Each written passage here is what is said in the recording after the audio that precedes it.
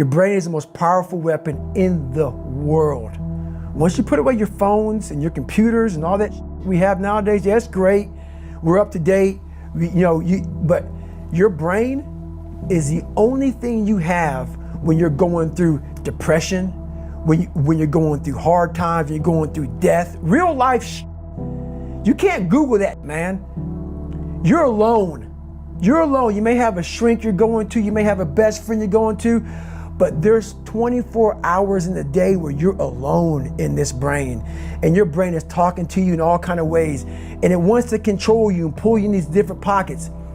If you can't control your own brain and your brain controls you, you got to tell your brain where you want to go and how you want to go and how you want to get there. You got to control it. If not, it's over. What existed for me was, okay, man, how am I going to make this work? And all I knew back then was hard work. The only way anything gets accomplished.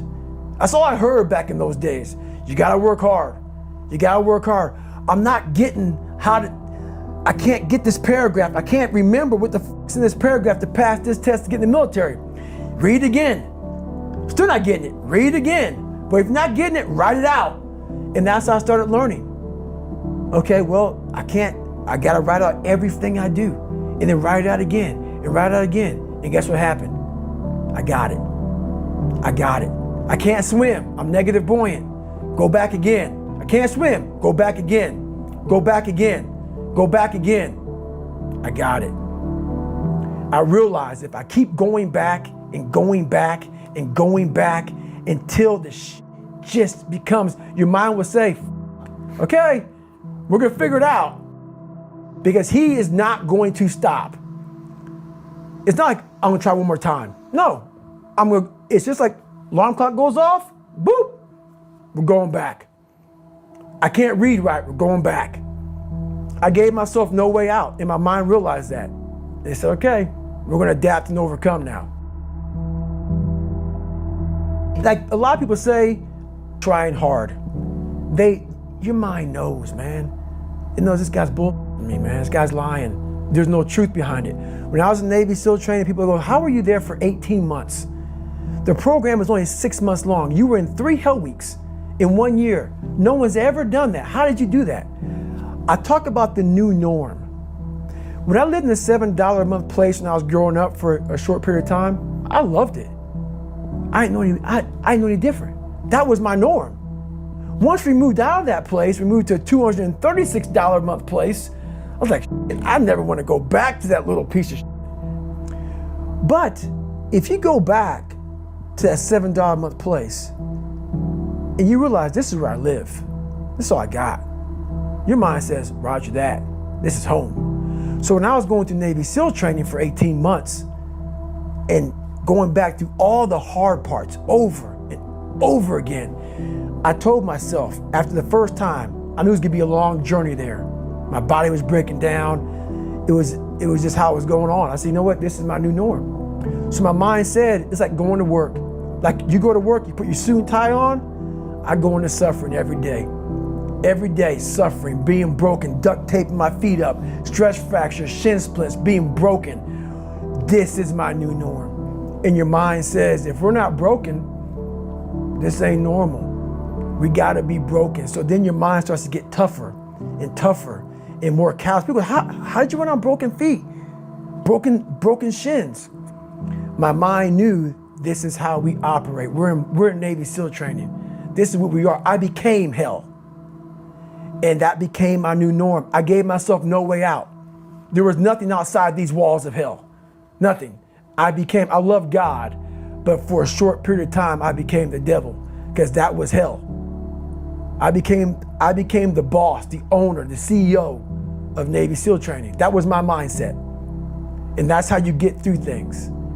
You immerse yourself in wherever it is, and you become that. You become that and give yourself no way out.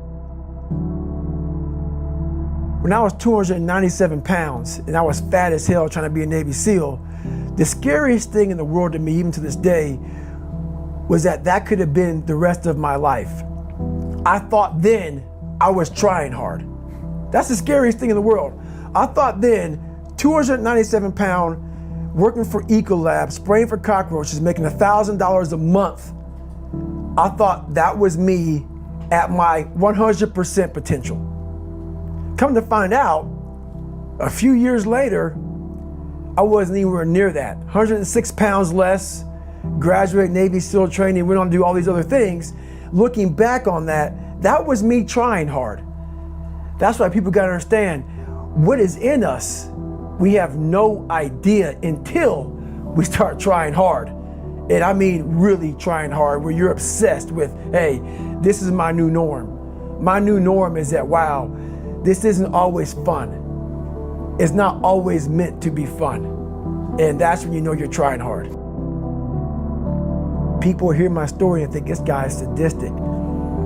I realized how the brain works. I figured out how the brain works. I'm a scared kid, and that's what gives me so much power. I had no foundation, and I built this off of just researching the mind. The feeling you get is basically invincibility. You realize that you can't do it all the time. When you need to do it, I know I can go to a place that I can live in. And when you know that you can run on broken legs and you can do certain things that a lot of people can do, but they're not willing to do, this power, this sympathetic nervous system of fight or flight, and you're fighting, it gives you this charge of energy of when you're sitting there at 3:30, 4 o'clock in the morning and you're duct taping your feet up because they're broken, and you're doing it by yourself, and you're going through arguably one of the hardest training in the world. And these guys, most of them are healthy, and you're going through it broken, and you're already at a disadvantage, but you're still there. You can feed into that and tap into that for a lot of power. But if you look at it, well, I'm broken, man. I'm not gonna make it. But if you look at it as, man, I'm broken and I'm still here, and I'm fighting, and I'm gonna find a way to get through this, because I have no other place to go. It gives you a lot of power. When things start to suck really, really bad, my brain and a lot of people's brain, they don't go to your dad beating you up. Your brain says, we gotta get the out of here. This is miserable. So anger goes away a lot of times when you're suffering, because your brain just says, we gotta run, we gotta go.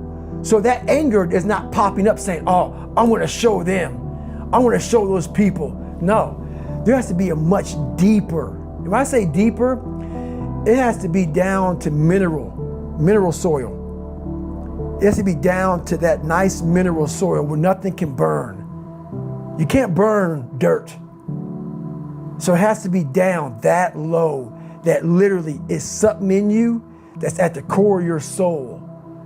But you don't find it unless you spend a lot of time with what you want to be in life.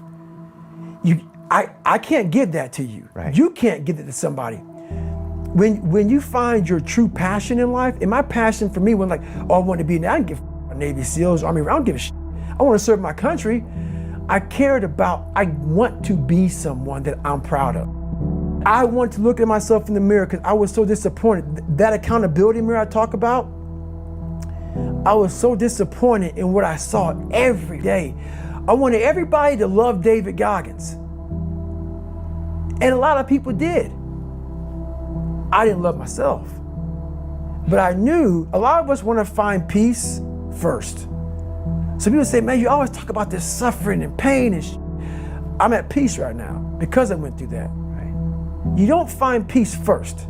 If you do, Merry Christmas. More power to you. More power to you. I found peace on the opposite end of finding myself. And no one really finds themselves without going through trials, tribulations, suffering, accountability. And accountability is suffering.